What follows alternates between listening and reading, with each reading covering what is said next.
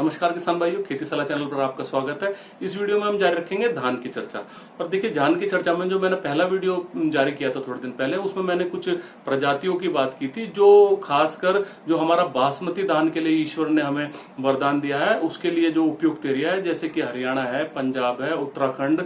UP का area है, हिमाचल के कुछ मैदानी इलाके हैं। तो इसमें हमने जो बात की थी, जिसमें कि जो धान के लिए, धान को खासकर ये जो बासमती धान है, इसको बोने के लिए, बोते वक्त जो टेम्परेचर चाहिए, फिर इसकी जो फ्लावरिंग यानी कि जो पुष्पावस्था आती है उसमें जो टेम्परेचर चाहिए, और ह्यूमिडिटी, और साथ में जब ये पकनी चाहिए, जिससे कि इन बासमती धान में जो उनकी नेचुरल खुशबू है, जो दाने का विकास है, जो दाना भरना है, और जो एक कमर्शियल रूप से बासमती तैयार होना चाहिए, वो इन्हीं क्षेत्रों को प्रकृति ने वरदान दिया है। तो मैं इस बारे में आपसे बात करना चाहता हूं आज कि जो ये वैरायटीज हैं, क्या इनका लगाने के समय से भी कुछ इनकी पैदावार पे, इनकी खुशबू पे, इनके चावल पे कुछ फर्क पड़ता है। देखिए किसान भाइयों, जो हमारी पारंपरिक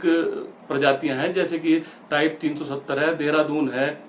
या ये तरावड़ी बासमती है, यानी कि वो वैरायटीज जो लंबी होती हैं, जिनकी पकने की अवधि भी ज्यादा होती है, 150-160 दिन तक भी अवधि होती है, और लेकिन इनकी थोड़ी सी पैदावार कम होती है। लेकिन ये ऐसी वैरायटीज है, ऐसी पारंपरिक खुशबूदार जिसे कहना चाहिए, जिनसे कि और बाकी जितनी भी वैरायटीज है, हमारे वैज्ञानिकों ने इन्हीं के जीन्स से लेके जो बाकी की सारी वैरायटीज तैयार की है, चाहे वो 11-21 की बात हो, PB1 की बात हो, या और भी कई ऐसी जो मध्यम बौनी वैरायटीज है, जिनमें गुण तो बासमती के ही हैं, और अगर इन एरियाज में लगाया जाए तो बहुत अच्छा उत्पादन भी बासमती की तरह प्राप्त होता है। लेकिन अगर हम बात करें किसान भाइयों, इन जो हमारी पारंपरिक ज्यादा बढ़ने वाली वैरायटीज हैं, तो इनका हमें कब लगानी चाहिए, ये कब हमें इनकी नर्सरी लगानी चाहिए, और कब हमको फिर इसकी सोइंग करनी चाहिए। देखिए किसान भाइयों, ये सीधा सीधा उपज से जुड़ा हुआ मुद्दा है, क्वालिटी से जुड़ा हुआ मुद्दा है।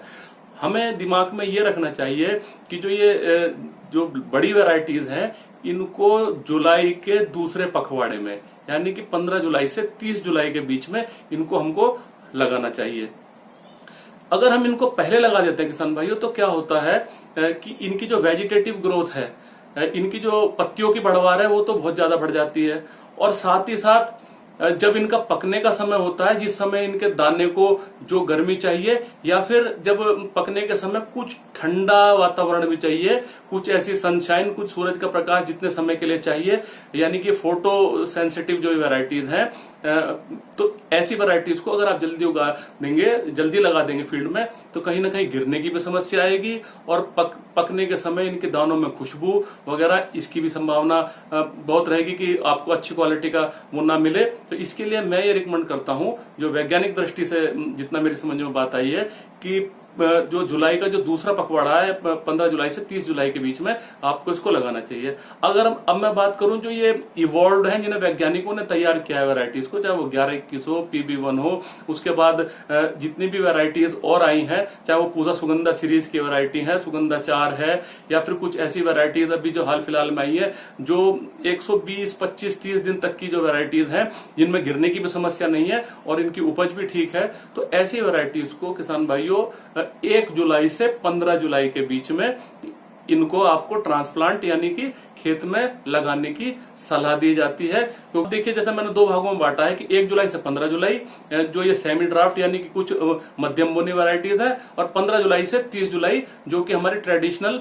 ऐसी वैरायटीज हैं जो लंबी बढ़वार वाली होती हैं। तो इनके लिए जाहिर सी तौर पे बात है कि जो इनकी जो नर्सरी है, वो करीब करीब किसान भाई जानते हैं, नर्सरी की बात की जाए तो करीब करीब 25 दिन की या 5 से 6 पत्ती की जो अवस्था की पौध लगनी चाहिए। यदि हम ज्यादा लेट कर देते हैं पौध को, तो क्या होता है, उसमें गांठें वहीं बनने लगती है, जिससे कि बाद में जाके टिलरिंग में नुकसान होता है। तो अगर हम 1 जुलाई से 15 जुलाई लगाने वाली जो अर्धबोनी वैरायटीज है, इनको 1 जून से 15 जून के बीच में बोएं, तभी जाके वो 1 जुलाई से 15 जुलाई के बीच में लगेंगी। और इसी तरीके से जो ये बढ़वार वाली वैरायटीज है, इनको 15 जून से 30 जून के बीच में बोएं, जिससे कि ये करीब करीब 15 जुलाई से 30 जुलाई के बीच में खेत में लग जाए। तो हमें इस बात का किसान भाइयों ध्यान रखना चाहिए, अन्यथा क्या होता है, ज्यादा जल्दी लगाने से भी नुकसान होता है और ज्यादा लेट लगाने से भी नुकसान होता है। अब जो ये 15 दिन का, मतलब कि एक पूरे पखवाड़े की बात की गई है, तो इसमें भी मैं आपको बताना चाहूंगा कि हम इसको अगर पंजाब से शुरू करें और इन 15 दिनों को ऐसे बांटे कि इन 15 दिनों का जो शुरुआती पार्ट है वो पंजाब से शुरू होना चाहिए कि पंजाब की जो क्लाइमेट होती है इसके लिए, बासमती धान के लिए, तो वो जैसे 1 जुलाई से 15 जुलाई की है, तो 1 जुलाई से 3, 4, 5, 6 जुलाई तक पंजाब, फिर हम आए हरियाणा, उसके बाद हम आए उत्तराखंड, और जो हमारा जो यूपी का जो ये एरिया है जैसे सहारनपुर, बागपत, मुजफ्फरनगर, मेरठ, मुरादाबाद, पीलीभीत, बरेली, इनमें आके करीब करीब अगर हम ट्रांसप्लांटिंग इसकी नर्सरी सोइंग की बात करें, मध्यम बोनी वैरायटीज की, जैसे कि 11-21 हुई, PB1 हुई, तो करीब करीब ये 10 जून से 20 जून के बीच में इसकी इन एरियाज में आके नर्सरी लगाएंगे, तो ये करीब करीब 1 जुलाई से 15 जुलाई के बीच में ट्रांसप्लांट कर ली जाएंगी। किसान, मैंने खासकर आज जो वीडियो बनाया इसकी लगाने के जो कब तो इसकी ट्रांसप्लांटिंग होनी चाहिए और कब इनकी नर्सरी बोनी चाहिए, इस पे मैंने ये वीडियो बनाया। खासकर पंजाब, हरियाणा, उत्तराखंड, यूपी, इनमें जहां पे बासमती धान के लिए सर्व उपयुक्त, न केवल भारतवर्ष में बल्कि पूरे विश्व में सबसे उपयुक्त जलवायु है, इनके बारे में मैं बात कर रहा हूं। किसान भाइयों, वहीं बीच में एक 1509 वैरायटी आती है। 1509 वैरायटीज के बारे में भी किसान भाइयों ने मुझसे कई बार चर्चा की है कि डॉक्टर साहब इसके बारे में भी थोड़ा ये, तो किसान भाइयों मैं एक चीज बताना चाहता हूं, ये सबसे अर्ली वैरायटी आती है इन बासमती धानों की जो श्रेणी में 11-21 की तुलना में, क्योंकि 11-21 में 17-18 कुंटल प्रति एकड़ उपज लिया करते थे किसान भाइयों, तो हमारे जो IRI के जो हमारे वैज्ञानिक गण हैं उन्होंने एक 1509 वैरायटी तैयार की जो 115-20 दिन की वैरायटी थी। और किस लिए उपयुक्त थी ये? इसलिए उपयुक्त थी कि इससे आप आराम से 5-6 इरिगेशन जो है कि सिंचाई अपनी बचा सकते हैं। इसकी जो है आपको करीब करीब 25 जुलाई के आसपास इसकी रोपाई करनी चाहिए किसान भाइयों। 20 से 25 के बीच में ज्यादा जल्दी इसको उगाएंगे तो ना तो इसकी आप क्वालिटी प्राप्त कर पाएंगे और ना ही इसके जो बोने के, जो पकने के समय में जो खुशबू आनी चाहिए वो तभी आएगी जब आप इसको 20 से 25 जुलाई के बीच में उगाएंगे। और इसमें जो मानसून का जो हमारा पानी है, एक तो इसकी इरिगेशन यानी कि हम सिंचाई भी इसकी 5-6 हम बचा सकते हैं, और जैसे ये मानसून की बरसात शुरू होती है उसी में पडलिंग करके और उसी के पानी का इस्तेमाल करके हम इसका